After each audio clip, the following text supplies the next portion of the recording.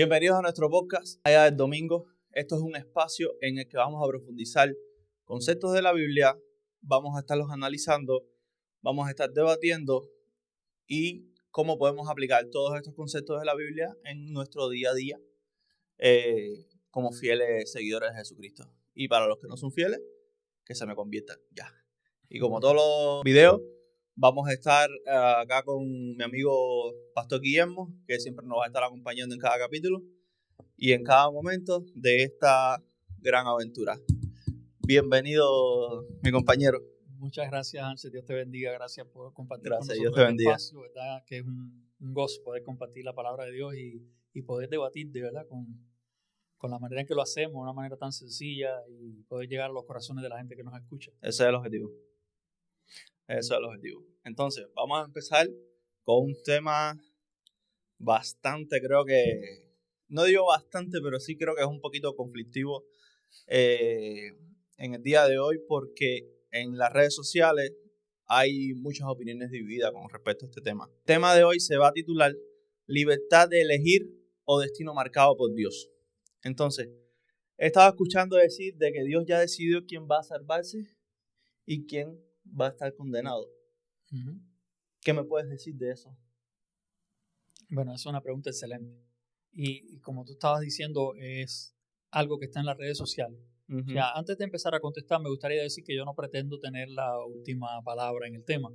Creo que durante mucho tiempo hubo cristianos que fueron muy buenos teólogos y que aportaron muchísimo a la teología cristiana, que realmente no se pusieron de acuerdo en este tema. Realmente preferimos poner este título en lugar de predestinación o libre albedrío, Uh-huh. porque queremos llegar a la gente, o sea, queremos que la cosa sea un poquito más... Es más fácil para que la gente que no está acostumbrado a un lenguaje tan rebuscado de la Biblia puedan entender perfectamente el mensaje que queremos darle a todos los que nos ven, a todos los que nos escuchan. Uh-huh. Entonces, déjame primero mostrarte algunos textos donde la Biblia dice que necesitamos creer en Jesucristo para escapar del castigo de Dios. Yo creo que eso va a explicar un poquito, porque si necesitamos creer en Jesucristo, Uh-huh. pues yo creo que ya ahí mi decisión, mi voluntad para tomar una decisión, pues se toma en cuenta. Aparte, no estamos viendo o no estamos prejuiciando o echando a un lado la soberanía de Dios. Dios es soberano en su decisión de salvarnos. Definitivamente yo creo que hay un punto medio y podemos encontrarlo. Así que vamos a ir mirando algunos textos. Mira, lo primero que creo que es importante remarcar es que la desobediencia tiene un precio, uh-huh, según la Biblia. O sea, la Biblia lo dice en Romanos. Según la Biblia y según mi mamá. Ah, también. Bueno, dice la Biblia, Hansel, aquí en Romanos capítulo 6, versículo 23. Obviamente estamos usando la Reina Valera, pero creo que todas las versiones pueden chequearse.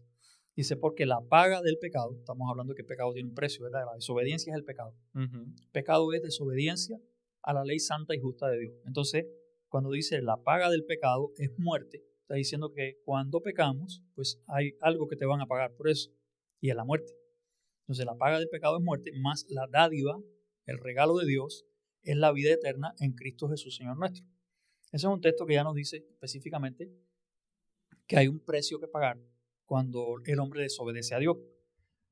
Ahora, hay un pasaje en el libro de los Hechos, voy a ir moviéndome por algunos pasajes primero para ir mirando algunas cositas. Y por el libro de los Hechos, en el libro de los Hechos, precisamente el capítulo 16, versículos 30 y 31, tenemos unas palabras que dijo el carcelero de Filipo, después de aquel terremoto cuando se abrió la cárcel y Pablo fue liberado, ¿verdad?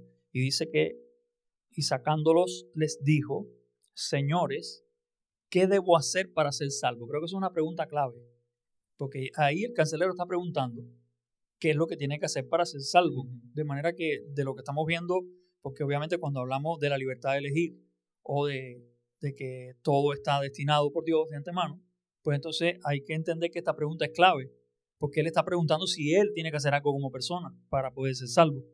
A lo que dice el verso 31, ellos le dijeron, cree en el Señor Jesucristo y serás salvo tú y tu casa. Entonces, ¿cuál es la condición aquí si yo le pregunto al texto qué tengo que hacer para ser salvo? El texto me dice creer en el Señor Jesucristo, ¿verdad? Entonces vamos a Juan capítulo 3, versículo 18 al 20. Ahí leemos en el 18, el que en él cree, mira cómo la condición se vuelve a manejar aquí, la misma condición de creer. El que en él cree no es condenado, pero el que no cree ya ha sido condenado. porque no ha creído en el nombre del unigénito Hijo de Dios. Y esta es la condenación, que la luz vino al mundo y los hombres amaron más las tinieblas que la luz porque sus obras eran malas. Porque todo aquel que hace lo malo aborrece la luz y no viene a la luz para que sus obras no sean reprendidas. Entonces hay una decisión, porque el venir o no venir está en la voluntad del hombre, definitivamente. Y el creer también es algo que decidimos hacer o no hacer. ¿Qué otra cosa? Pues, por ejemplo, en el capítulo 1 de Juan, en el versículo 9 al 12, ahí dice que Jesús vino a su pueblo escogido, pero su pueblo no le recibió. Entonces, una vez más nos encontramos con esta situación. Dios quiere hacer algo, pero depende de si lo recibimos o no lo recibimos. Aquí dice, aquella luz verdadera que alumbra a todo hombre venía a este mundo. En el mundo estaba y el mundo por él fue hecho, pero el mundo no le conoció. A los suyos vino y los suyos no le recibieron.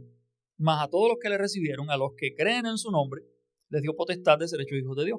Entonces aquí la condición es recibirlo, es creer en su nombre. Por eso a veces te encuentras personas que no tienes que recibir a Cristo o tienes que aceptar a Cristo. Y es creer en su nombre. Y creer en Cristo tiene una connotación bien fuerte, porque Cristo es el Hijo de Dios. Creo que de eso estuvimos hablando en la iglesia en estos días, ¿verdad? Debemos creer de corazón. Esto es una cosa importante, porque no es una mera confesión vacía de labios para afuera. No es decir, sí, yo creo en Cristo. Yo creo no, sí, no es eso. Sí, porque hay veces que hay gente que tú estás hablando con ellos y ¿sabes? Y estamos hablando de las creencias y tal. Y te dicen, sí, yo creo en Dios. Sí, yo creo en Dios. ¿Vas a la iglesia? No, pero yo creo en Dios. Me pasó. Fue mi caso personal. Me decían, ¿en qué tú crees? Y yo creo en un Dios. Yo sé que existe un Dios. O sea, creo que existe un Dios. Pero no estaba 100% seguro, ¿sabes? Entonces Fíjate, me parece que tiene relación ahí, ¿no? Yo recuerdo que hay un texto en Santiago 2:19 que dice, tú crees que Dios es uno, haces bien. También los demonios creen lo mismo y tiemblan. O sea, y yo siempre digo que creer en Dios es una cosa, pero creerle a Dios es otra cosa, mucho más profunda. Está en lo cierto, eso le pasa a mucha gente, ¿verdad? Mira, dice Romanos 10, versículo 8 al 10, más que dice, cerca de ti está la palabra, en tu boca y en tu corazón está la palabra de fe que predicamos. Que si confesares con tu boca que Jesús es el Señor y creyeres en tu corazón que Dios le levantó de los muertos, serás salvo. Entonces no se trata de una confesión de dientes para afuera, ¿no? ¿Qué más dice? Porque con el corazón se cree para justicia, pero con la boca se confiesa para salvación. Tiene que haber armonía. Yo creo que cuando no hablamos lo que pensamos, eso es hipocresía. Eso es mentir. Cuando uno miente no dice lo que piensa, ¿verdad? No dice la verdad que tiene adentro. Se inventa otra verdad y la dice. Entonces a Dios no lo podemos engañar. Sí, no hay forma. No hay manera. Es mirar el corazón.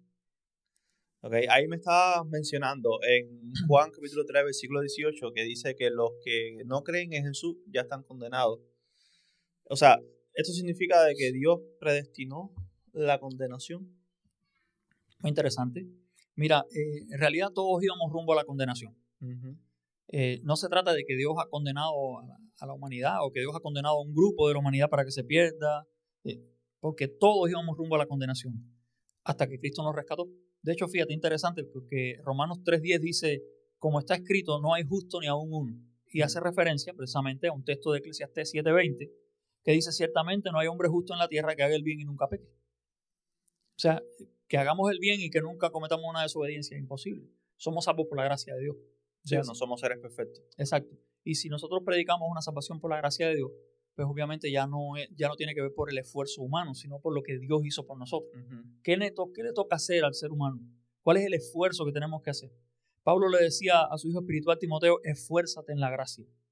Y esforzarse en la gracia no es otra cosa que esforzarnos por hacer las cosas que a Dios le agradan. Pero ni siquiera eso lo podemos hacer por nuestra propia cuenta. Por eso Pablo dice que la fe es permitir que Cristo viva a través de nosotros. Él decía, ya no vivo yo, ahora vive Cristo en mí. Y lo que ahora vivo en la carne, lo vivo en la fe del Hijo de Dios, que me amó y se entregó a sí mismo por mí. Entonces, la vida cristiana no es otra cosa que permitir que Cristo se manifieste a través de nosotros. Es rendirnos delante de Dios para que Él nos cambie, nos transforme cada día, ¿verdad? Pero mira, en ese verso que estamos citando, quizá me estuviste hablando de Juan 3:18. Sí. Pero en el Evangelio de Juan, en el capítulo 1, en el versículo 4, dice que en Cristo estaba la luz de la vida. O sea que al rechazar a Cristo, el hombre renuncia por sí mismo a la vida eterna. porque Cristo estaba a la luz de la vida y va camino a la condenación. Entonces, ¿qué más vemos? Que en ese Juan 3:18 dice, el que en él cree no es condenado, pero el que no cree ya ha sido condenado. No es que lo van a condenar. O sea que ya fue Ya estaba en condenación. Fíjate que eso nos ayuda a entender un poquito precisamente el amor de Dios. Porque lo que Cristo hace es venir a salvarnos. Fíjate que dice, yo no vine a condenar al mundo, sino a salvar al mundo. Y ahí te tengo una pregunta. Uh-huh. O sea, dice, el que en él cree no es condenado, pero el que no cree ya ha sido condenado. Porque no ha creído. Ahora, ¿y si se arrepiente? Es salvo, obviamente. Por eso es que todos nosotros que estábamos en condenación, todos íbamos rumbo a condenación. No es que los cristianos éramos una élite especial que ya estábamos salvos de antemano. Ajá. Lo que dice aquí es que todos íbamos a condenación. Ahora, Cristo viene precisamente a mostrarnos el amor de Dios y Él muere en lugar de nosotros. Él paga el precio. La paga del pecado, ¿cuál es? Muerte. Cristo muere por nosotros. Resucita el tercer día para mostrarnos que la vida eterna es posible y nos dice, si ustedes creen en mí, si ustedes creen que yo he muerto por ustedes, que yo he pagado el precio de sus culpas, nos lo reconcilio con el Padre y tienen entrada al cielo, a la vida eterna. Y esa es la gran maravilla del Evangelio. Por eso es que se llama Evangelio, que es una buena noticia, ¿verdad? Entonces, si me permites acá, en el verso 19 al 20, explica, dice, esta es la condenación. Porque está hablando de la condenación, ¿verdad? Pero dice, ahora le explica, esta es la condenación, que la luz vino al mundo y los hombres amaron más las tinieblas que la luz. Es una cuestión de a quién amas más. Uh-huh. Porque el que quiere hacer la voluntad de Dios, viene a Dios. Pero el que quiere hacer lo que quiere, no se acerca. A mí me asombra la cantidad de personas que no creen en Dios y que se esfuerzan por tratar de demostrar que Dios no existe. Oye, si no creen en Dios, ¿por qué tanto esfuerzo en demostrar que Dios no existe? Sí, o sea, es más fácil. Pues no te preocupes si tú no crees. Ahora, me estás diciendo ahí un paréntesis, una pregunta que me surgió ahora mismo. Que, o sea, el amor que hay que tenerle a Dios tiene que ser verdadero, por supuesto. Tiene que ser un amor genuino. Tiene que estar por encima de todo. Y el punto clave ahí es que no ama a Dios a nosotros porque nosotros le amamos. Nosotros le amamos a Él porque Él nos amó primero. Okay. O sea, Dios es amor. Si Dios no está contigo, el amor no es completamente verdadero. Pero ahora algo que me entra en conflicto en la cabeza. Tengo que poner el amor hacia Dios primero que el amor hacia cualquier otra cosa. Por ejemplo, hacia el amor de mi mujer, hacia el amor de mi madre. Interesante. Cristo dijo, si alguien ama a padre o madre más que a mí, o hijo o hija más que a mí, no merece ser mi discípulo. Pero no estaba diciendo que abandonáramos a la familia. De hecho, Dios en la Biblia le da un papel importantísimo a la familia. Le da un papel importantísimo a la educación de los hijos. También le dice a los hombres que le den honor a la mujer como vaso más frágil, y coheredera de la gracia de la vida, para que sus oraciones no tengan estorbo. O sea que hay un equilibrio en todo eso. Pero la intención detrás quizás sea que no podemos amar de verdad si Dios no es el primer amor de nuestra vida. Claro. Porque al ser Dios amor y nosotros amarle a Él, Él nos da la capacidad para nosotros poder amar genuinamente. Hay mucho más respeto cuando se tiene temor de Dios en una relación de una pareja. Yo creo que es como, o sea, entonces Dios en este caso, el amor hacia Dios es como la fuente de energía. Es como que nosotros somos un teléfono y para nosotros procesar o tener la suficiente energía para poder procesar toda la información, necesitamos estar enchuflados directamente a Él. Uh-huh. Entonces, al estar enchuflado directamente con Él, yo creo que todas las demás cosas van a venir por sí solas hasta mejores. Fíjate qué interesante, porque dice el verso 20, todo aquel que hace lo malo aborrece la luz y no viene a la luz para que sus obras no sean reprendidas. Entonces, no se conecta a la fuente. Ahora, cuando te conectas a la fuente, que es Dios, toda esa gracia de Dios que empieza a fluir a través de ti te hace una mejor persona. Es la realidad, y la realidad que recibimos por la fe. Porque el que no quiere verlo y que quiere buscarle, como yo siempre digo, el que le busca la quinta pata al gato le encuentra la cola, es la realidad. Pero el concepto es simple. El que hace lo malo no quiere saber de Dios porque no quiere creer en la existencia de un Dios al que le tiene que dar cuentas, al que le tiene que dar razones de sus actos. Eso es bastante difícil. O sea, para alguien que está comenzando o alguien que está comenzando a desarrollar ese amor por Dios, el estar en tu soledad, en tu tiempo con Dios para explicarle, para rendir las cuentas de todo lo malo que hemos hecho. Creo que es bastante difícil para el ego de uno mismo el tener que arrepentirse y el tener que lamentarse por todos los pecados que cometió anteriormente. Hay una clave que nos da Jesús y que nos da Pablo. Cuando Jesús nos enseña a orar, nos dice que oremos Padre nuestro. Y cuando Pablo nos habla en Romanos, dice que no recibimos espíritu de esclavitud para estar otra vez en temor, sino que recibimos el espíritu de adopción. Acabo de leer un texto que dice que a todos los que reciben a Cristo se les da potestad de ser llamados hijos de Dios. Fíjate qué privilegio, ¿verdad? Al diablo lo tiran del cielo por pecar, a nosotros nos hacen familia de Dios por creer. Entonces, la cuestión aquí es que dice que ese espíritu nos hace clamar y decir, Abba, Padre. Es como que dijéramos ahora en el español de nosotros, papito, Padre, ¿verdad? Dios es nuestro Padre y le podemos decir papito, porque al decirle papito tenemos una relación íntima con Él. Entonces tú no tienes temor de acercarte, ningún niño tiene temor de acercarse al Padre. Claro. ¿Verdad? Cuando hace algo mal hecho, a veces se rompe algo y ellos vienen, pero vienen con temor y papá, papito, que se rompió, papito, ¿verdad? Y uno viene y confiesa. Y el que confiesa anda buscando reconciliarse con su Padre.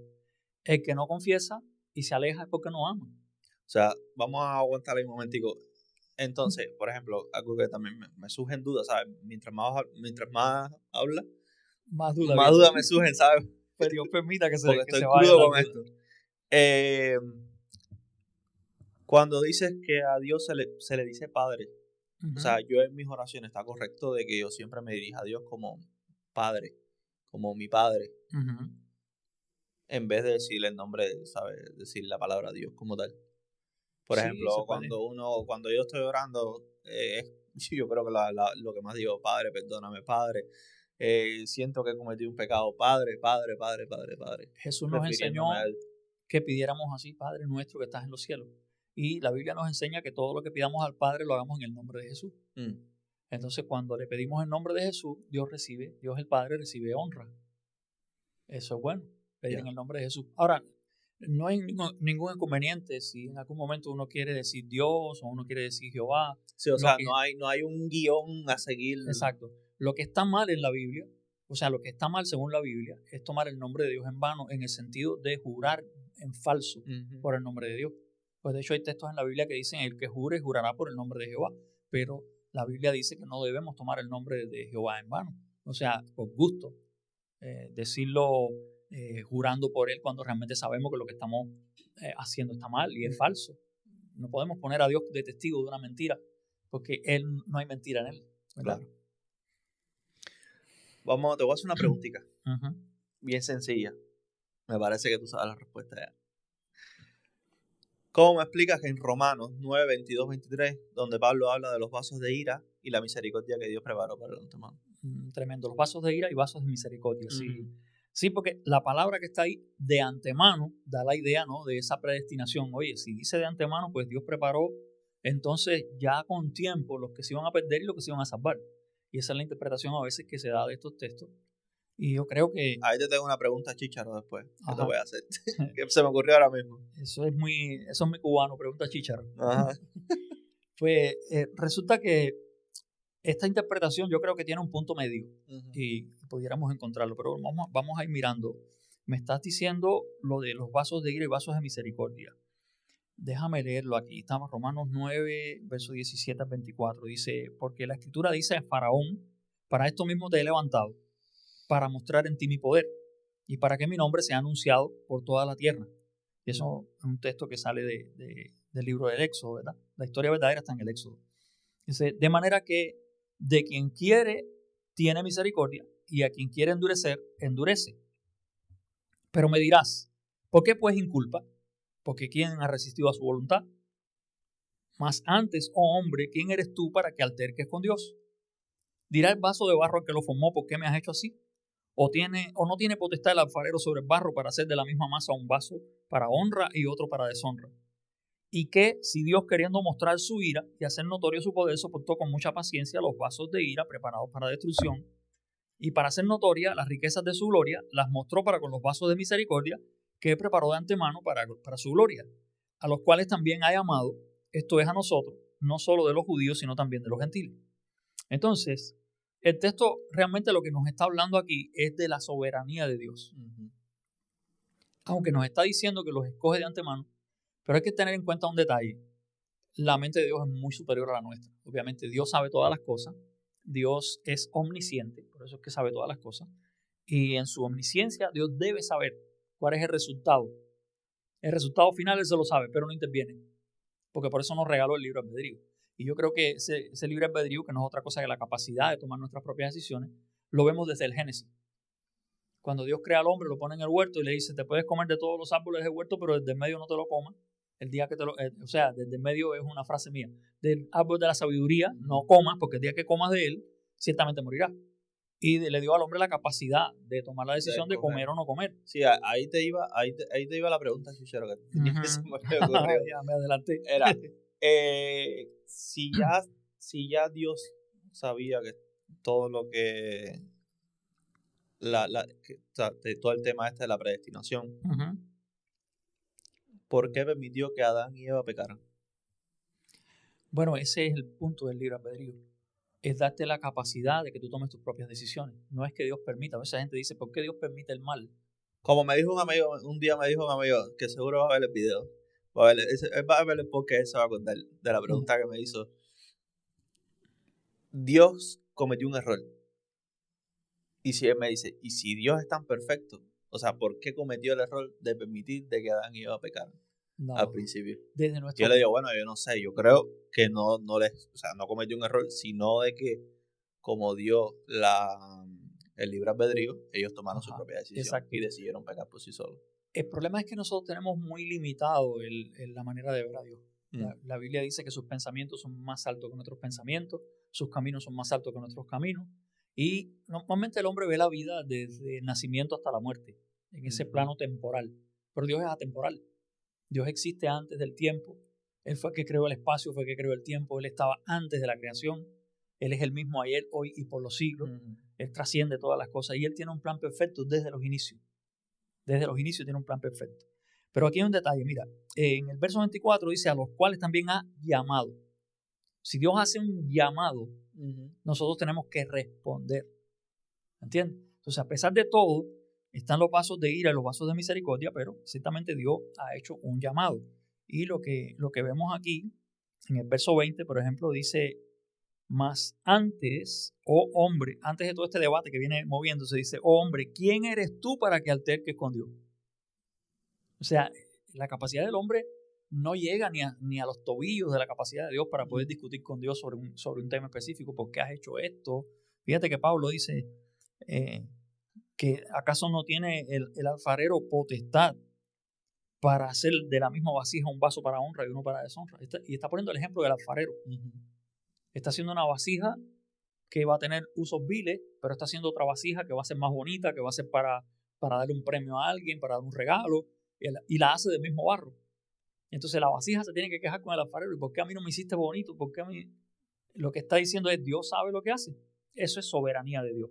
Dios tiene control de la creación.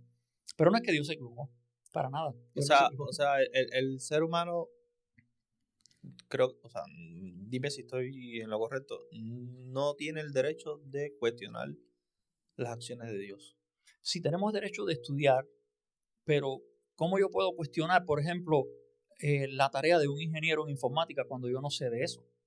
O sea, yo no puedo decirle, oye, hiciste mal el programa porque, no sé, un videojuego, el personaje, el avatar del videojuego se está moviendo para la derecha y yo quería que se moviera para la izquierda o no me salta como yo quiero que... No, él diseñó el juego así. Entonces eso pone por decirlo así, por decir, la persona que viene y te cuestiona sobre Dios y no saben, ni se han leído ni siquiera el primer versículo de la Biblia, estamos hablando de que son personas ignorantes, entonces, de cierta manera. Bueno, sí, pero no son ignorantes porque sean analfabetos, ni mucho menos, claro. ¿no? Sino que a veces ignorar una verdad no te hace un tonto. Es simplemente que en ese tema no sabes. Sí, es como que yo le discuto a un cirujano de su tema y yo no sé ni... Es correcto. Mira, en realidad el texto del Antiguo Testamento que Pablo está citando ahí en Romanos 9:17, déjame volver a leer el verso 17, dice, porque la Escritura dice a Faraón, para esto mismo te he levantado, para mostrar en ti mi poder y para que mi nombre sea anunciado por toda la tierra. Ahora mira qué interesante, porque vamos a leerlo en el Antiguo Testamento. Ese texto no dice literalmente que Dios endureció el corazón de Faraón, sino que el Faraón mismo se llenó de soberbia y no tuvo temor de la palabra de Dios. Y míralo como está en el Antiguo Testamento. Éxodo 9, a partir del verso 13 al 21, dice: Entonces Jehová dijo a Moisés: Levántate de mañana y ponte delante de Faraón y dile: Jehová, el Dios de los hebreos, dice así: Deja ir a mi pueblo para que me sirva, porque yo enviaré esta vez todas mis plagas a tu corazón, sobre tus siervos y sobre tu pueblo, para que entiendas que no hay otro como yo en toda la tierra. Fíjate que el propósito de Dios era que Faraón entendiera, no que se endureciera, para que entiendas que no hay otro como Dios sobre toda la tierra. Dice: porque ahora yo extenderé mi mano para herirte a ti y a tu pueblo de plaga, y serás quitado de la tierra. Y a la verdad, yo te he puesto para mostrar en ti mi poder y para que mi nombre sea anunciado en toda la tierra. Pero esto es para que Faraón tome temor y haga lo que tiene que hacer. ¿Qué más dice el verso 17? Todavía te ensoberbeces contra mi pueblo para no dejarlos ir. Fíjate que la pregunta de Dios, después que le dice: yo te voy a mandar todas estas plagas, y todavía te ensoberbeces, no debería tal vez Faraón haber hecho como la ciudad de Nínive, que se arrepintió. O sea, me parece que Faraón tenía el ego bastante alto. Pero mira, vamos a seguir leyendo, tú verás qué interesante. Dice: he aquí que mañana a estas horas yo haré llover granizo muy pesado, cual nunca hubo en Egipto desde el día que se fundó hasta ahora.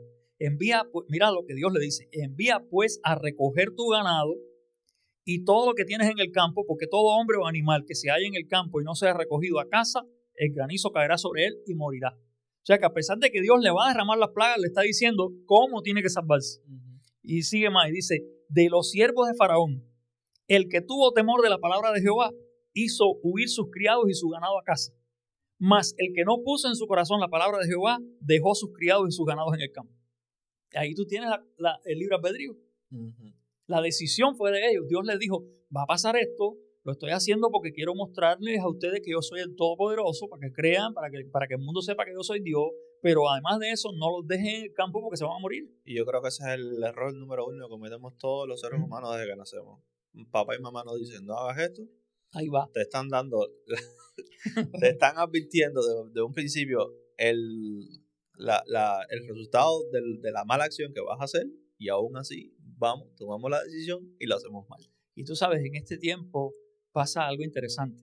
La gente quiere que no les prohíban hacer lo que ellos desean hacer, aunque esté mal hecho.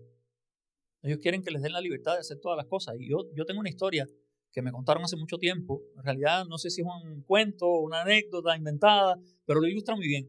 Dicen que son dos hermanitas y están en el cuarto del lado. La mamá está en el cuarto del otro lado haciendo un trabajo, cuando de pronto la más pequeña empieza a llorar.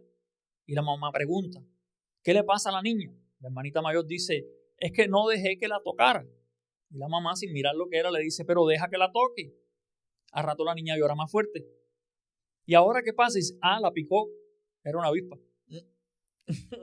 Entonces, a veces nosotros, en este afán de querer que se nos tolere todo lo que hacemos, porque desde nuestro punto de vista está bien hecho, pues cometemos los errores que luego tenemos que pagar caro. Aprendan, porque si ya nos están leyendo la cartilla, hay que hacer lo que papá Dios dice. Para que no te pique la avispa. Para que no nos pique la avispa. Bueno. Entonces no fue que, bueno, las cosas pasan así porque Dios había predestinado a Faraón para perderse. Simplemente que él estaba tratando de revelarse al pueblo de Egipto también, como Dios siempre está tratando de revelarse a toda la humanidad, de que la humanidad lo conozca. Hoy en día a través de la persona de Jesucristo, obviamente a través del Evangelio.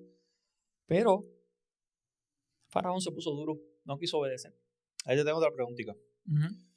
Pastor, hay personas que piensan de que Dios es malo, es malvado, por provocar todas esas cosas. No entiendo por qué. Porque cuando tú miras un detalle solo, te puede parecer malo. Pero cuando tú miras todo el plan de Dios, tú te das cuenta que el objetivo de Dios final es salvar a la humanidad.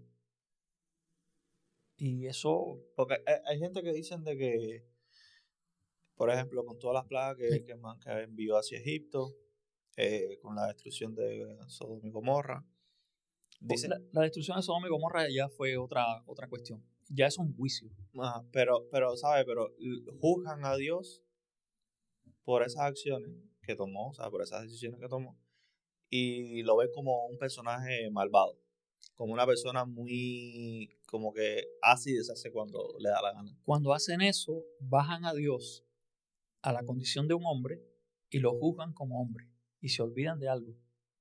Él es el que corta la naranja en medio, el que pica el pastel es él, el que pone las reglas del juego es él, no nosotros. Ya. Fíjate que hay un salmo que dice: pueblo tuyo somos y oveja de tu prado. Tú nos hiciste y no nosotros a nosotros mismos. Dios tiene potestad sobre toda la creación, por eso es Dios. Entonces me imagino que cuando las personas hablan así en ese término de juzgar a Dios por los pasajes que hay en la Biblia, me parece que están poniendo su ego por encima, porque no reconocen a Dios como el ser todopoderoso. Es que de cierta manera al idealizar a Dios de esa forma están haciendo un ídolo, porque ese no es el Dios de la Biblia. Ya. O sea, igual pasa cuando la gente te pregunta: ¿y quién creó a Dios? Sí, he escuchado esa pregunta. Muy común hoy en día esa pregunta: ¿y quién creó a Dios? Porque si Dios creó todo, ¿quién lo creó a él? Mira, el primer punto clave aquí es que nosotros no creemos en un Dios creado. Un Dios creado es un ídolo. Nosotros creemos en el Dios soberano y eterno que creó todas las cosas. A él no lo creó nadie, él es el creador. Es la gran diferencia. Entonces, como él es el creador, él tiene control de todas las cosas. Mira, hay otro texto que dice que Faraón fue quien endureció su corazón contra Dios, si me permites, ¿no? Para no dejarlo. Sí. Y está en el verso 13 y 14 del capítulo 7 de Éxodo también. Dice: y el corazón de Faraón se endureció. Fíjate cómo directamente dice: y el corazón de Faraón se endureció y no escuchó como Jehová lo había dicho. Entonces Jehová dijo a Moisés: el corazón de Faraón está endurecido y no quiere dejar ir al pueblo. Tremendo, ¿eh? Entonces luego, a la hora de ponerlo en perspectiva, y como Pablo lo pone, quizás Pablo está explicándolo de alguna manera para los judíos que lo están escuchando, pero no podemos quedarnos con un texto nada más, hay que ir a la fuente, y la fuente que Pablo está citando está en el Antiguo Testamento, entonces hay que ir a la historia de verdad y ver cómo fue. En el verso 16 ahí dice: y dile, Jehová, el Dios de los hebreos, me ha enviado a ti diciendo: deja ir a mi pueblo para que me sirva en el desierto, y he aquí que hasta ahora no has querido oír. Entonces era Faraón el que no quería oír. Ahí está otra problemática de la gente. Estoy hablando basado en mi experiencia, ¿sabes? No soy una persona que ha estudiado la Biblia profundamente, ni que toda mi vida fui cristiano, ni que crecí en una familia cristiana, ni nada por el estilo. Yo vengo de una familia humilde, que hemos pasado por varias religiones, ¿sabes? Típico de la cultura cubana. Entonces... Pero estás bebiendo de la fuente y eso va a calmar tu Claro, no, es que indiscutiblemente, o sea, no tengo una explicación específica para decirte lo que siento ahora mismo, de lo que soy ahora a lo que soy antes. O sea, no, como que el eje del tiempo fue como de la noche a la mañana. Me sacaron de aquí y me pusieron acá. Ya, fue como me dieron un palo en la cabeza, me dejaron inconsciente, me movieron del lugar y te reprogramaron. Y me reprogramaron. Es una cosa inexplicable. Sí, pero es bueno decir que estás pasando por ese proceso normal y natural que debe pasar el cristiano. Yo siempre te digo, cristiano instantáneo, yo no existe. Pero entonces, es bueno que Dios va trabajando en nuestras vidas, nos va mostrando, y poco a poco, en la medida que uno va rindiéndole a Dios cada área de nosotros, Dios la va mejorando, la va transformando. Y por supuesto necesitamos la fe. La Biblia dice que sin fe es imposible, no se puede agradar a Dios. O sea, lo que te iba a decir era que, por ejemplo, hay gente que lee un versículo y ya vieron de que el corazón del faraón se endureció y toman ese versículo y no leen el contexto. O sea, no van a fondo con el tema de lo que están leyendo en ese momento. No escudriñan. Ajá. Y entonces ya te dicen: oh, qué malo es Dios. Al pobre faraón le mandó insectos, le mandó granizo, fuego, acabó con el faraón. Ujú. Entonces ya estaban victimizando al faraón, pero no vieron o no leyeron las cosas que hizo el faraón al pueblo de Israel. Es así, y a veces hasta critican a ciertos personajes de la Biblia. Y lo bueno que tienen los personajes bíblicos es que eran personas como nosotros. El libro de Hebreos dice, eran hombres sujetos a pasiones como las nuestras, pero oraban fervientemente y Dios los escuchaba. No, pero es que cuando tú te pones a ver los personajes de la Biblia, los antecedentes penales que tienen esa gente, Tremendo, oye, tremendo. vaya, tenemos que darnos con una piedra en el pecho nosotros hoy en día. Pablo perseguía a la iglesia, le cuidó la ropa a la gente que estaba matando a Esteban, el primer mártir de la fe. Pedro juró y maldijo que no conocía a Cristo. No, y ahí vaya un sinfín de David gente. cometió adulterio con Betsabé y después manda a matar al marido para ver si se limpiaba. Es terrible, pero esa gente, fíjate que la gran diferencia entre David y Saúl, porque a Saúl le importaba quedar bien delante del pueblo, pero a David le importaba quedar bien delante de Dios. Y David, para que vea la gente, si quieren ver qué es lo que sintió David cuando pecó, y qué fue lo que pidió, qué fue lo que oró, que se lean el Salmo 51. Que ahí está la oración de David después que pecó con Betsabé. Es impresionante. Pero en verdad sí, hay que tomar en cuenta los contextos, hay que leer un poquito porque la Biblia suele ser un poco compleja a veces para poder entender. Yo recomiendo que no se apuren a juzgar. A veces prejuiciamos un personaje. Estuve hablando con alguien que me estuvo hablando mal de Moisés, me hablaba muy mal de Moisés, que Moisés era muy malo, que él no creía que Dios le hubiera mandado a Moisés a hacer todas las cosas que Moisés hizo. Bueno, pues resulta que la hermana de Moisés, Miriam, habló más de Moisés y Dios la llenó de lepra por 7 días. Hay que tener temor de Dios. No. Hay que tener temor de Dios.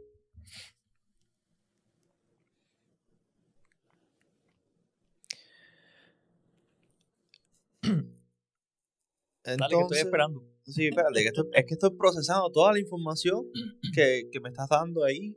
Que realmente... realmente... está interesante. Yo creo que este tema lo vamos a tener que tocar en 2 partes, ¿verdad? Porque sí, porque hay bastante que hablar de todo lo que es la predestinación y todo eso. Entonces, no fue por obra de Dios, no fue por su mano, de que el faraón endureciera su propio corazón, sino que él, lo que te había dicho, creo que tenía el ego demasiado alto y él tomó su propia decisión de no obedecer lo que Dios le estaba mandando. Mira, tomando el ejemplo que estábamos mencionando hace un rato de la programación para un videojuego o algo así, nosotros no somos avatares de videojuegos. Porque la gran diferencia... mucha gente que dicen que sí. Sí, tú sabes, los conspiranoicos. Pero la gran diferencia es que Dios no nos hizo a nosotros con un botón en la cabeza que te lo apretaran y tú levantaras las manos y dijeras aleluya, gloria a Dios. Claro. ¿Ves? Nosotros tenemos la libertad y por eso es que yo siempre digo que yo no te puedo obligar a adorar a Dios. Como nadie te puede obligar a amar a tu esposa, a tus hijas, eso nace de tu corazón, ¿verdad? Es tu propia voluntad, tú expresas eso. A propósito, aprovecho para decir esto, hay gente que confunden un poco lo que es amar, confunden con querer. El que quiere para él, quiere que lo traten de esta manera, que le digan de esta forma, que tiene esa crisis de querer, sí, de querer, pero el que ama, da, y da el 100%. Él ama. Amar es dar. Dar sin recibir, sin esperar. Exacto. Amar es dar. Y cuando tú amas y la otra persona te ama a ti, el amor se hace recíproco. Amar es dar. Es entregar todo por esa persona que ama. Eso es amar. Es muy diferente, ¿verdad? Sí, es que es totalmente diferente. Por eso, perdóname, por eso Cristo dijo, nadie tiene mayor amor que este, que uno dé la vida por sus amigos. Él lo dio todo por nosotros. Bueno, hay gente que he visto cada videíto por ahí principalmente muy cómico porque salen a hacer la entrevista en la calle y le dicen a las mujeres, ¿usted sería capaz de dar la vida por su hombre? No sé, y le dicen, no, estás loco, no, yo no voy a salir. Entonces le preguntan al hombre, ¿usted es capaz de dar la vida por su mujer o por su familia? Y el hombre casi siempre dice, sí, por supuesto que sí, yo voy primero, toma a mí primero y ella a mí primero. Entonces más o menos tiene un poco de relación ahí. Entonces, ¿sabes? Sin entrar en conflicto de que quién ama más, si la mujer o el hombre. Pero es como el hombre es tan sencillo, o sea, el hombre masculino, estamos diciendo eso, tiene como la capacidad de ser tan sencillo y ese mismo amor de que el hombre en sí ama a su familia por encima de todo y son capaces de dar la vida, creo que así debemos amar a Dios. Sí, no, pero eso está bien, pero no quiero tampoco que por 2 o 3 mujeres vayamos a decir que todas las mujeres son así, ¿no? Pero te digo, o sea, que al final... Porque mira, tienes el ejemplo de la madre que ama al hijo. Ajá. Fíjate que la mujer,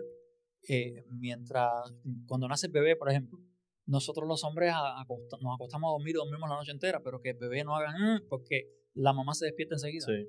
Ella está ahí pendiente y es impresionante, ¿no? Cómo son tan dedicadas.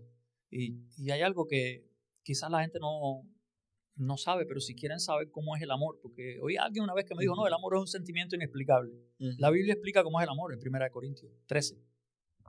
El amor es sufrido, el amor es benigno, no es ansioso, no tiene envidia, no busca lo suyo, no se irrita. Ya saben, ya no, vayan a Corintios. Ahí está.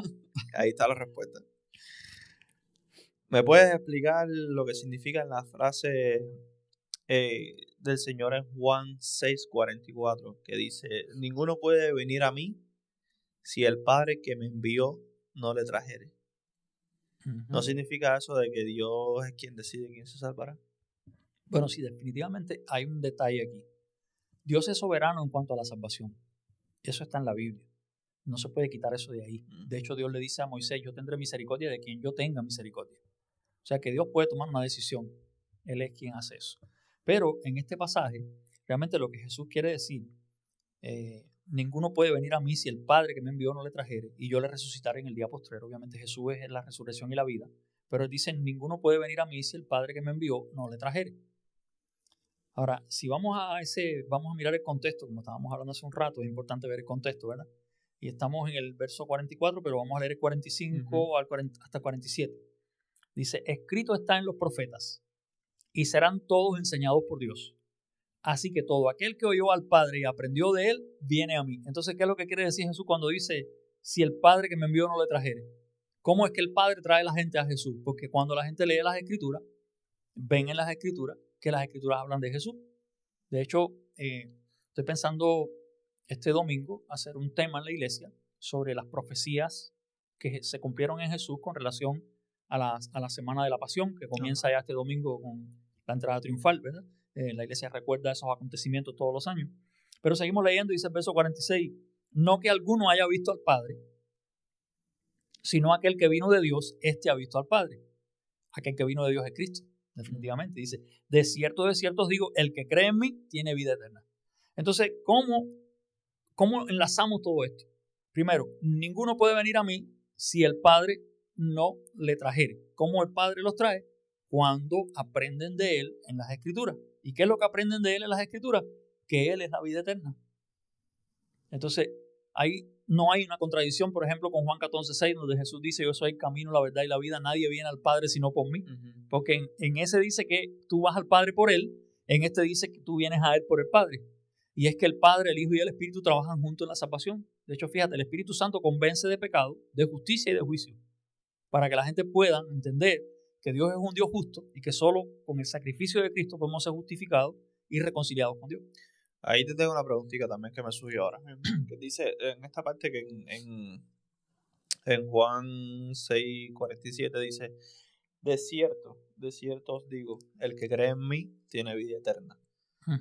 Hay gente que, o sea, he debatido con algunas personas que dicen, yo no creo en Dios. Y yo les digo, o sea, cree, ¿qué pierdes con creer?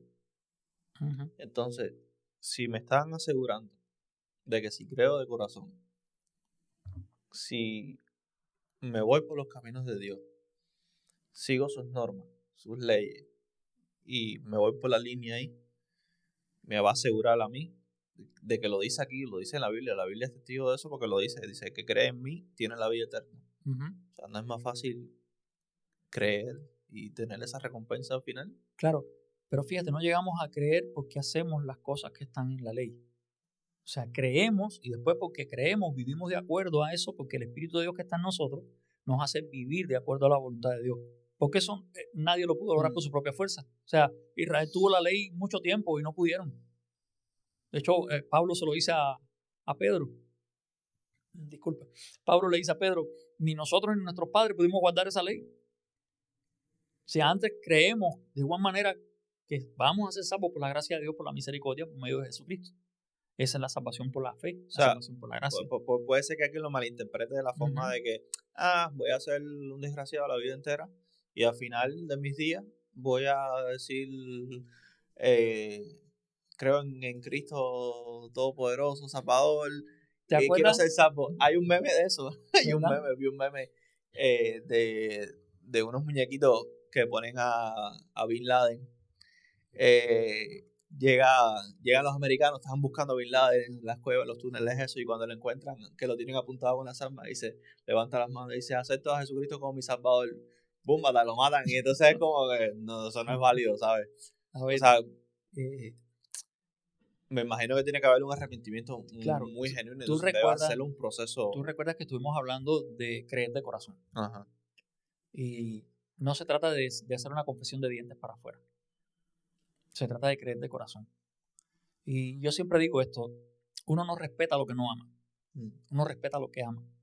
Y uno no adora lo que no respeta o lo que no ama. O sea, uno adora a Dios cuando lo respeta y lo ama. O sea, el que busca hacer la voluntad de Dios se acerca a Dios. Y Dios nos ayuda a vivir de acuerdo a su voluntad. Y eso no quiere decir que no nos equivoquemos. Cometemos errores, nos equivocamos, pero nos levantamos. Dice la palabra, 7 veces cae justo, pero no quedará postrado porque Jehová lo levantará.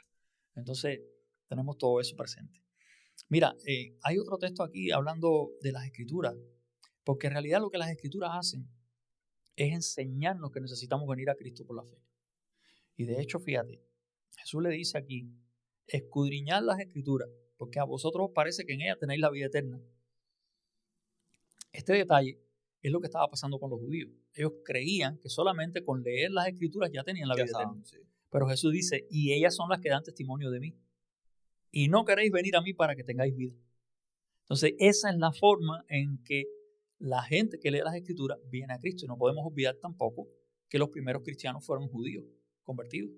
Pablo, Pedro, el mismo Pedro dice que estudió bajo los pies de Gamaliel, que era de la tribu de Benjamín, que era del partido de los fariseos. O sea que eran judíos los primeros creyentes. Todos los primeros que estaban allí. La iglesia se empieza a salir de Jerusalén después de Pentecostés. O sea, de la zona de Israel. Me seréis testigos en Jerusalén, Judea, Samaria y hasta lo último de la tierra. O sea, la iglesia se hace universal, ¿verdad? Pero de lo que vengo hablando, entonces, poniéndolo de manera sencilla, es que nosotros tenemos la capacidad de tomar una decisión. Ajá. Y esa decisión es o al recibir o rechazar a Cristo. Ya somos libres de decir. Uh-huh. Pero, en mi caso, como aquí dice en la Biblia, el que cree en mí tiene vida eterna. Yo prefiero creer, prefiero ¿cómo se dice? Escudriñar la Biblia. Bueno, es como estudiar a profundidad. Claro. Estudiar a profundidad. Porque ahí te lo ponen. Tú sabes, ahí está la salvación. Hay unos judíos que creo que eran de Berea, que Pablo les estuvo predicando, y dice que eran más nobles que los demás judíos. Estos, en vez de discutir, se quedaron callados y escucharon. Y después que oyeron lo que Pablo les predicó, obviamente Pablo les está predicando el Evangelio, dice que fueron y empezaron a escudriñar la Biblia para ver si aquellas cosas eran así como se las habían contado. Y eso es lo que hay que hacer, eso es lo que significa escudriñar, es irte a asegurar de que verdaderamente esto es así. Y eso es lo que estamos viendo, que Dios ha diseñado un plan desde el principio de las edades para que todo aquel que crea en Jesús sea salvo de la condenación final, de la ira venidera, del juicio que viene, que es por la razón de que tantos ateos quieren pues destruir la existencia de un Dios. Ajá. Porque es mucho más fácil que no haya un Dios y después no tenemos que darle cuenta a nadie. Claro. Pero si hay un Dios que le vamos a dar cuenta el día del juicio, eso es un poco terrorífico, ¿no? Uh-huh. Hay que tratar de quitar eso de la cabeza de la gente. Pero a Dios no lo pueden matar. Es imposible. Para eso le tengo otra pregunta. ¿Quiere Dios la muerte de los malos o que se arrepientan de su maldad? Fíjate, por el hilo que vamos llevando en la conversación, realmente esto es una pregunta importante. Porque si Dios quisiera la muerte de los malos, uh-huh, la primera duda que a mí me surge es ¿y por qué nos está llamando a predicar el Evangelio a todo el mundo? Predicad el Evangelio a toda criatura. El que creyere y fuera bautizado será salvo, mas el que no creyere será condenado. Entonces, lo que Dios quiere realmente es que los malos se arrepientan de su maldad. Pero no como el meme de Bin Laden. No, claro. Mira, déjame mostrarte algunos textos aquí. Obviamente la Biblia a veces utiliza la palabra inicuo o impío, iniquidad. Todo eso significa, o sea, impío es que no tiene piedad. Y usualmente la palabra piadoso se asocia con un cristiano que vive la fe. O sea, que es un salvo, que es una persona que tiene el alma salva delante de Dios. Pero vamos a ver algunos textos. Dice 2 de Pedro 3:9.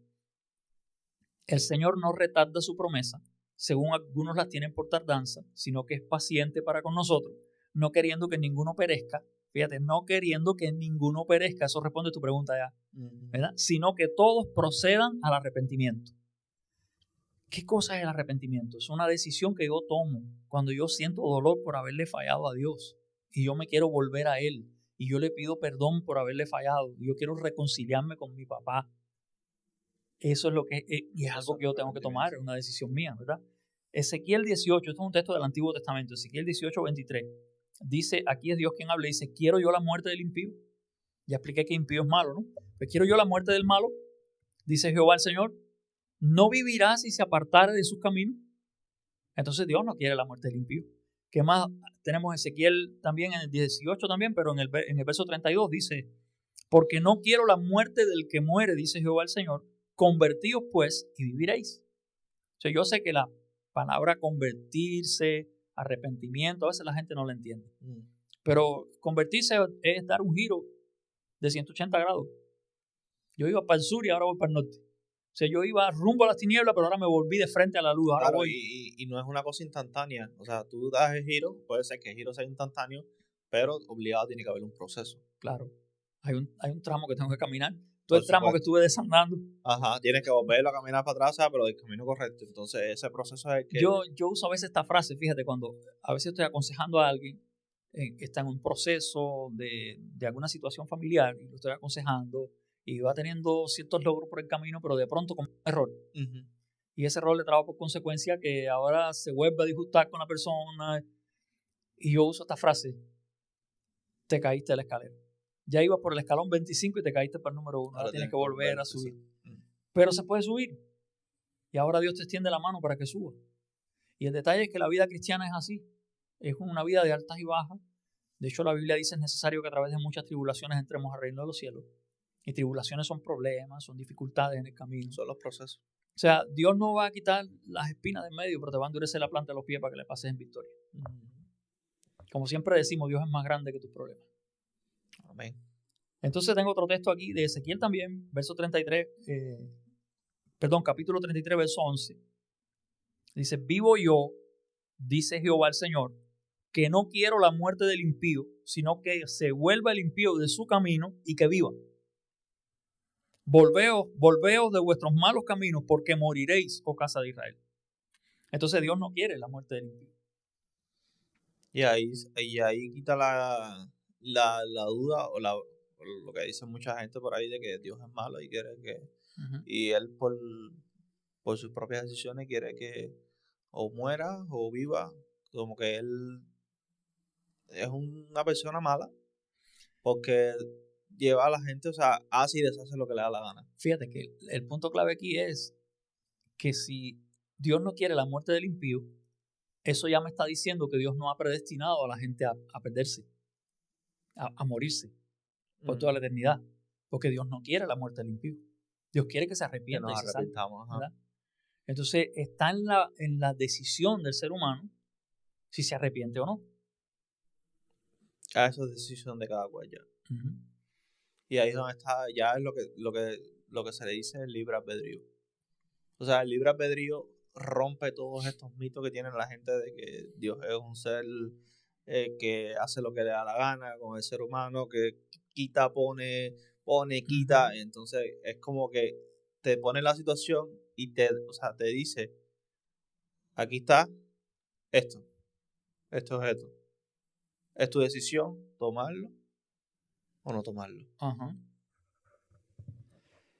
Sin embargo, hay una cosa, y es que la predestinación no está totalmente fuera de la Biblia.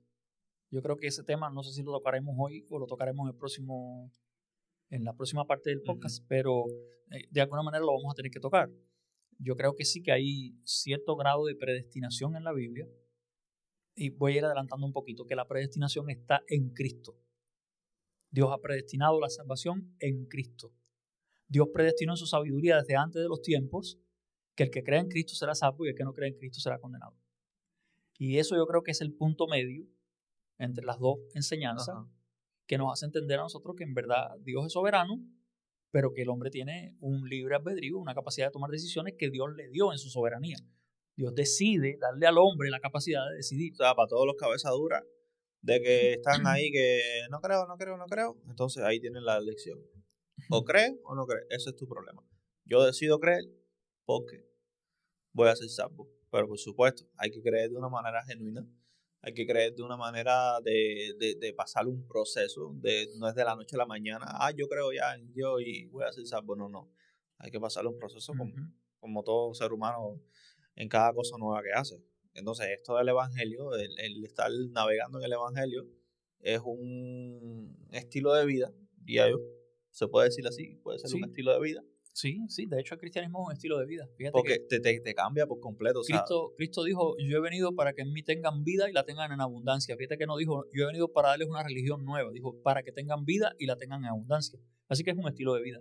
Se puede decir, sí, un estilo de vida. Entonces, al final, todo estilo de vida tiene un proceso. Tiene un proceso a pasar. Hay leyes, hay normas, todo en la vida está configurado así de esa manera. O sea, no podemos ir al abordaje. Claro, yo creo que no es el tema de hoy esto que te voy a decir, pero quizás pueda haber alguien por ahí que diga, bueno, ¿y por qué Jesucristo? ¿Por qué no Mahoma? ¿Por qué no Buda? ¿Por qué no? Y es que en realidad el único que demostró su amor muriendo por nosotros fue Jesucristo. Eso es buen punto. Eso vamos a dejarlo y sería un tema más amplio. Eso está bastante conflictivo. ¿Me puedes decir qué es la doctrina de elección? La doctrina de la elección. De la elección. Bueno, básicamente lo que dice la doctrina de la elección, doctrina es enseñanza, obviamente. Es una enseñanza que dice que Dios elige soberanamente a los que serán salvos y a los que no lo serán. Así que es otra manera de hablar de la predestinación, la doctrina de la elección. Dios en su soberanía pues ha elegido que estos se van a salvar y que estos se van a perder. Eso es lo que dice esa doctrina en forma sencilla. Yo quiero hacer un paréntesis para decir que no estamos aquí en contra de muchas enseñanzas buenas, ¿no? que salieron del pasado de Juan Calvino. Creo que Juan Calvino tuvo un gran mérito, que fue que sistematizó la teología. Él puso todas las cosas en orden para que las pudiéramos estudiar mejor, ¿ves? Pero eso es para que no haya confusión. Sí, claro. Estamos en contra de ciertas cosas que son buenas y en realidad no estamos aquí para estar en contra de nada. Lo que queremos es ponerlo de manera sencilla y que la gente pueda entender lo que hay que hacer para ser salvo. Yo creo que eso es el final que nos mueve, es poder llegar a las vidas con un evangelio que sea más claro, que sea más entendible, que podamos... Sí, que está al alcance de todo, de cualquier mente, de cualquier oído, de cualquier ojo, ¿sabe? Que sea fácil de entender. O sea, esto del evangelio realmente no es nada... No está hecho para personas intelectuales, estudiosos, ni nada de eso. ¿Sabes? Cualquier persona con cualquier capacidad intelectual lo puede entender a su manera. O sea, hay una sola forma de entenderlo. Hay una forma de interpretar la Biblia, porque hay gente que utilizan las interpretaciones para controlar a las personas a su favor. Entonces hay que tener en cuenta eso, que hay un solo camino y el camino es Jesucristo, no hay otro. Es correcto. Mira, dice Juan 15:16 que aquí Jesús hablando, dice, no me elegisteis vosotros a mí, sino que yo os elegí a vosotros. Y eso es un texto que se puede utilizar un poco para decir que, mira, ves, que Dios elige a la gente. Sí, pero en este caso, en el contexto está hablando de los discípulos que él escogió para que fueran sus apóstoles. Entonces, dice, os he puesto para que vayáis y llevéis fruto y vuestro fruto permanezca, para que todo lo que pidierais al Padre en mi nombre Él os los dé. Entonces está hablando de eso. Dios nos escoge como sus discípulos. Yo creo que esa manera de escoger se ve mucho. Por ejemplo, Jesús escoge a 12. De los 12 casi siempre andaba con 3. De los 3 tenía uno que era el preferido. Y entre los 12 había otro que era el traidor. Así que ese no lo escogió. Lo escoge como apóstol, pero no lo escoge como traidor. O sea, él toma la decisión de ser traidor. Entonces es un poco, luego la Biblia le llama el hijo de petición. Sin embargo, el verso 14 dice, ustedes son mis amigos si hacen lo que yo les mando. Entonces, vosotros sois mis amigos si hacéis lo que yo os mando. Entonces hay una condición para ser elegido y es la obediencia. Dios elegía a los que eran obedientes. Claramente Jesús sabe todas las cosas. Jesús sabía quién era el que le iba a traicionar. La Biblia lo dice, sabía desde el principio quién le iba a traicionar. Yo creo que hasta sabía que Judas metía la mano en la bolsa. A veces le digo esto a la gente, Jesús tenía un tesorero, era Judas, y lo traicionó mucho antes de traicionarlo por las monedas, por las 30 monedas de plata, porque primero metía la mano en la bolsa y sustraía de la bolsa. Pero aún así, ahí lo tuvo, para que se cumpliera la escritura. Y ya sabemos que ya supiera. Pero mira esto, es interesante, mira lo que Pedro nos dice. En 1 de Pedro, capítulo 2, versículo 7 al 8, dice, para vosotros pues, los que creéis, Él es precioso. Pero para los que no creen, la piedra que los edificadores desecharon ha venido a ser cabeza del ángulo, y piedra de tropiezo, y roca que hace caer, porque tropiezan en la palabra, siendo desobedientes, a los cuales fueron también destinados. Entonces ahí también hay un texto que dice, destinados a desobedecer. No, son destinados a desobedecer porque primero tomaron la decisión de desobedecer. O sea, los desobedientes están destinados a tropezar. Es la cuestión aquí, no a desobedecer, yo me rectifico. Lo que dice es, tropiezan en la palabra siendo desobedientes. O sea, cuando es que son desobedientes, tropiezan. Los desobedientes están destinados a tropezar en la palabra. Claro. Y la piedra, porque es curioso, sabemos que a Pedro Jesús le cambió el nombre, Pedro se llamaba Simón. Pero Pedro se refiere a Cristo como la piedra. Entonces está claro que Pedro no era la piedra era Cristo. La piedra que los edificadores desecharon viene a ser la cabeza del ángulo. Esa era una piedra especial que tenía el ángulo de 90 grados perfecto, que era la primera que se colocaba en los cimientos para partir de esa piedra poder hacer todo el trazado de la casa. Sin esa piedra no se podía hacer nada. Sin Jesús no podemos construir la fe de la iglesia, la fe de la salvación. Jesús es la piedra fundamental. Entonces Jesús predicó el arrepentimiento como condición necesaria para ser salvo. Pues sí. Y fíjate, mira, en Marcos 1, verso 14-15 dice, después que Juan fue encarcelado, Jesús vino a Galilea predicando el evangelio del reino de Dios, diciendo, el tiempo se ha cumplido y el reino de Dios se ha acercado, arrepentidos y creed en el evangelio. Jesús predicó el evangelio, el arrepentimiento. Entonces, ahí es una buena pregunta, porque si Jesús predicó el arrepentimiento, volvemos al punto. ¿Qué sentido tiene que yo te diga que te arrepientas si tú no tienes voluntad para arrepentirte? Claro. O sea, tú tienes que tener una voluntad para tomar decisiones, una voluntad que yo como Dios te doy, en el caso de Jesús, hablando con la gente, porque Jesús es Dios. Dios le da al hombre la voluntad y luego le pone el plan de salvación delante. Y el hombre es libre de tomar la decisión de aceptar el regalo o rechazarlo. Entonces aquí tenemos Mateo 9:13, también hay otro, dice, y aprender lo que significa misericordia quiero y no sacrificio, porque no he venido a llamar a justos, sino a pecadores al arrepentimiento. Entonces vemos a Jesús predicando el arrepentimiento. En Lucas 15:7 dice, os digo que así habrá más gozo en el cielo por un pecador que se arrepiente que por 99 justos que no necesitan de arrepentimiento. Entonces Jesús habló del arrepentimiento. Siempre estuvo en su prédica. Yo creo que Juan también habló de eso, pero Jesús estuvo predicando el arrepentimiento. Eso le iba a preguntar. Entonces los apóstoles también predicaron sobre el arrepentimiento. Sin duda. Por ejemplo, mira, Pedro, después de sanar el cojo a la puerta de la hermosa, él dice en Hechos 3:19, así que arrepentidos y convertidos para que sean borrados vuestros pecados, para que venga de la presencia del Señor tiempos de refrigerio. Y dice el verso 26, a vosotros primeramente Dios habiendo levantado a su Hijo lo envió para que os bendijese a fin de que cada uno se convierta de su maldad. Entonces básicamente arriba arrepentidos y convertidos y luego debajo el verso 26 dice que se conviertan de su maldad. El arrepentimiento es el primer paso. Y luego porque tú sientes arrepentimiento se parece a remordimiento, pero no es lo mismo. Sí. Porque el que siente remordimiento lo que siente es como que yo tenía que haberlo hecho de otra manera. Ajá.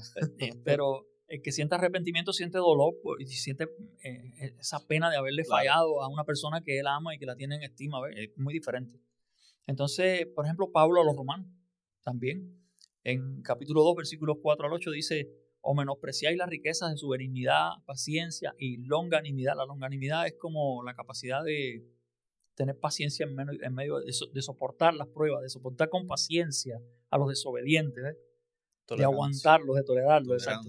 Dice, menospreciáis las riquezas de su benignidad, paciencia, longanimidad, ignorando que su benignidad te guía al arrepentimiento, pero por tu dureza y por tu corazón no arrepentido, atesoras para ti mismo ira para el día de la ira y de la revelación del justo juicio de Dios, el cual pagará cada uno conforme a sus obras.